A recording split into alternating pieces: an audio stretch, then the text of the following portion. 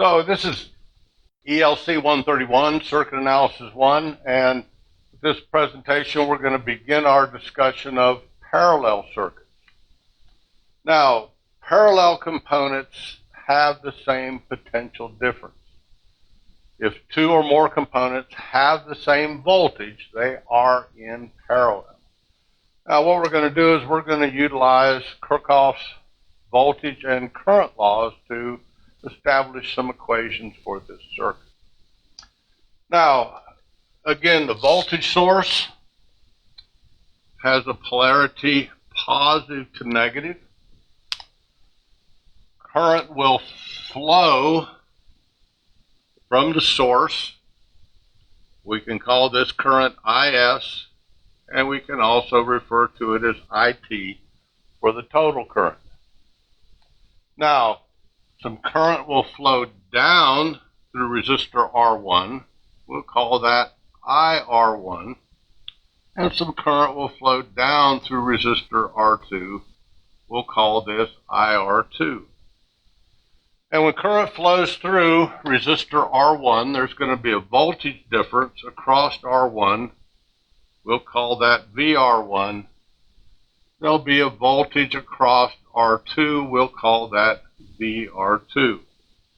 Again, the polarity or the algebraic signs assigned to these voltage drops are due to the direction that current flows through the resistor.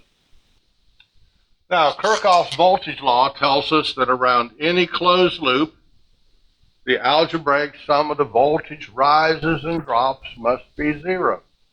So if we look here at this loop, we'll call loop 1.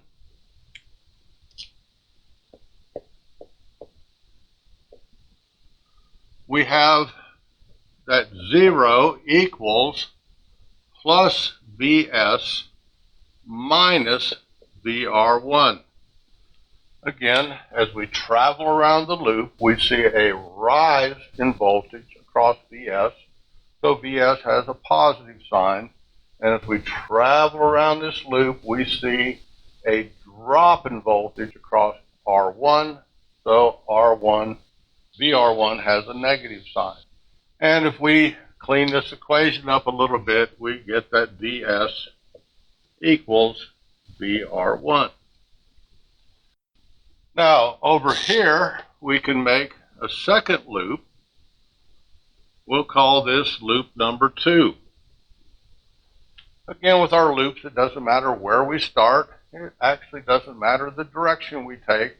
I just by habit or by habit always draw these in clockwise directions. Now, for loop 2, we have a rise in voltage across R1, and we have a drop in voltage across R2. And if we rearrange this equation, we end up with VR1 equaling VR2. Again, going back to our statement that parallel components have the same potential difference. Now, with this circuit, I can also make use of Kirchhoffs Current Law .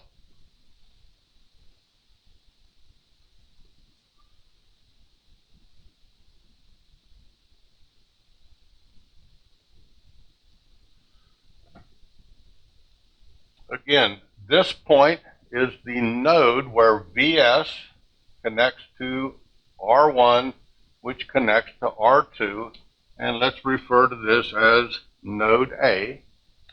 And this point is where R2 connects to R1, connects to the negative terminal of Vs. Let's call that node B.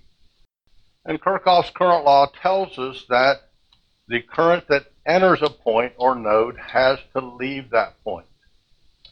Now, we've got IS, also known as IT, entering node A, and we've got IR1 leaving node A, and IR2 leaving node A. So with respect to node A, I can say that I source, again, also known as IT, equals IR1 plus IR2. Now, if we look at node B, the current entering the point is IR1 and IR2, and the current leaving that point is IS, also called IT. So for node 2, I can say that IR1 plus IR2 equals I source, and gee willikers, they're the same equation. So in a parallel circuit, the voltages are the same. However, the currents are not the same. This is not to say that the magnitude of IR1 and IR2 cannot be the same number. However, the current that flows through R1 does not flow through R2. And these two currents have to add together to be the total current entering and leaving. Also, in this case, the source current.